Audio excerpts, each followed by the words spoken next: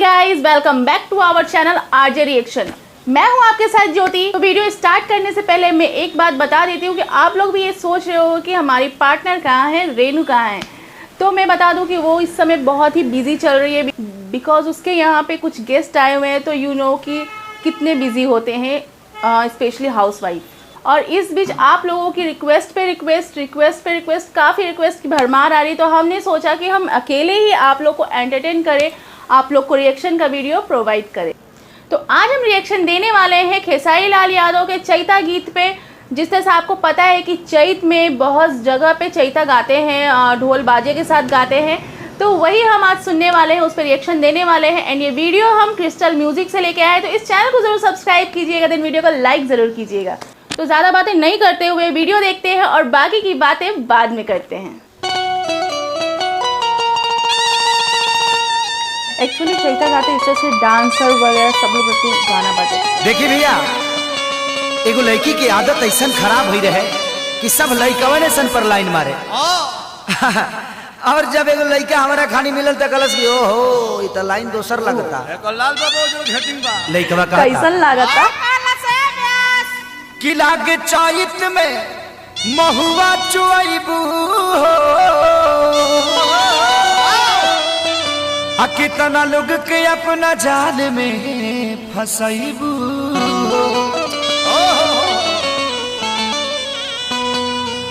कि तुहरा रोन सब होन तो हो जाई धान हो। कि कतना लोगवा के घर के चूल्हा तू जरइबू। क्या बात है। खेसारी हो गईला सब कहूं पर भारी कि लोग खोज ना जानाया रगड़े देहिया से पाया। कि रोज घूमती आई तब बाधार में तब भतार खातिर मोरे कुआर में भतार खातिर मोरे कुआर लोग खोजे ना जानाया रगड़े देहिया से पाया। लोग खोजे ना जानाया रगड़े देहिया से पाया। रोज घूमती आई तो बाधार में भतार खातिर मोरे कुआर में भतार खातिर मोरे कुआर में। इन लोगों का डांस देखने लायक होता है। अरे ये पंपा सिवान छोड़ ए मुरली भाई ए राजा हतो ए मनु भाई है एक मेरा झामू भाई हो। अरे मुखिया जी बरहमपुर हाय देखा उमेश जी हाय देखा भाई हो। मोहित भैया आई सासाराम चला पिंटू भाई हो जा रखा है भोला चाचा आई ए छोटू भाई बाकरगंज छोड़वा देना ए पप्पू भैया।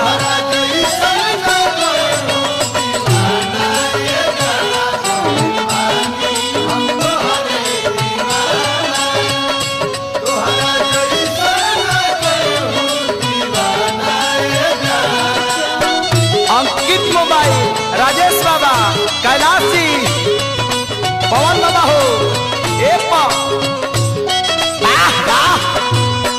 लइकवा कहता बाबू ए अपू शंकर भाई सुनील भाई हो। अरे खाली बुकिंग करवा का लइकवा का कहता लागत छलक जाई एकर जवानी ऐसन बुझाता एकर खत्म बा कहानी। ये सुनी भैया हाय देखता मार डाला के माथा बैठा देला आ टिकट तो खरा का तू ही राजा हो गइल हो। एकदम धक्का धक मुंबई के सारा इवेंट तू ही छाप।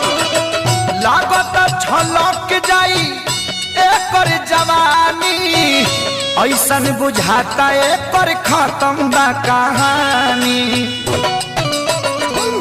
इतना है ना एगो के प्यार में तब भतार खातिर मोरे कुआर में भतार खातिर मोरे कुआर में।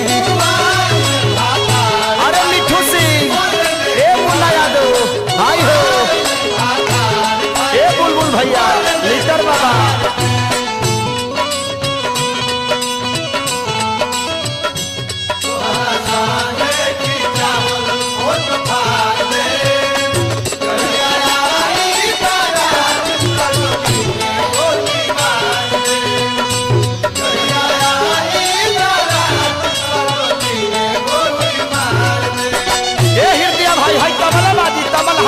बांका मोर छोड़ा राजन भाई हो। काय सिद्धांत रोशन बड़ी लॉज में मौज करता रहा प्रिंस के साथ। लड़का कहता कि सोनुओं के फसेबू का बेचारा अच्छा लड़का है, आजाद अच्छा लड़का है। कवि जी बुढ़ौती में का चाहता रू केहू से बात करे दांत पीसी छन के ले ऐसे जैसे चनकेला तीसी। ए हो गाय संठू आदेश के संग है आई दशरथ के समस्त सातपुर बाजार में लाहे लाहे खाता रहा घोटा आदि शक्ति के गाना डाउनलोड कर। विकास भैया हम देखा केहू से ही बात करे दांत पीसी छन के ले ऐसे जैसे चनकेला तीसी। राम सूरत स्वामीना तेजू के ले लो ई टमाटर पिया चैत के नहार में भतार खातिर मोहर कुमार में भतार खातिर मोरल कुमार में। अरे दिया हो कौशल जी विकास भैया खानी एगो और चाहिए का।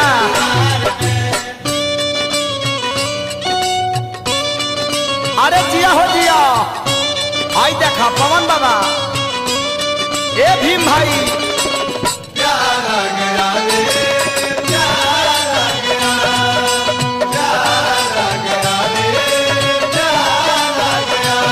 दीपू भाई हो आरगने बजाइबो राजन भाई है ढोलक कबले बारी।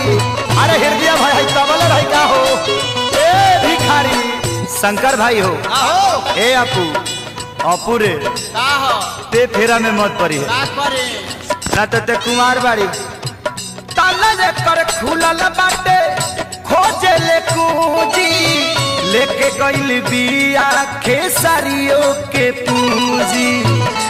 गाय सोनू मैं मैनेजरी के पैसा केटीएम में बैठा कर लुटावत रहा पूरा बम्बई में हला बा जिया ए बापू खाली सतरे फीटे बोरिंग लोड करबा उठावरी कर।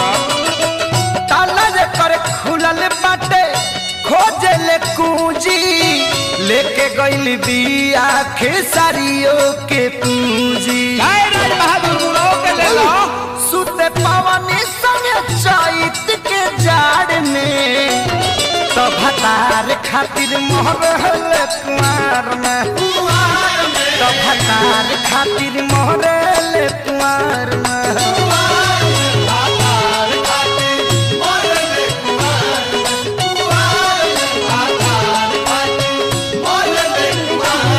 लोग खोजे नाया नाया रगड़े देहिया से पाया लोग खोजे नाया नाया रगड़े देहिया से पाया रोज घूमती आई तो बाधार में भतार खातिर मोरेल कुआर में भतार खातिर मोरेल कुआर में।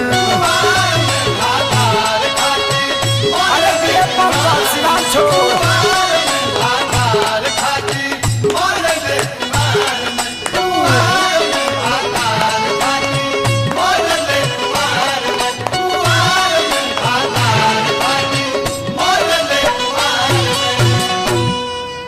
Wow amazing.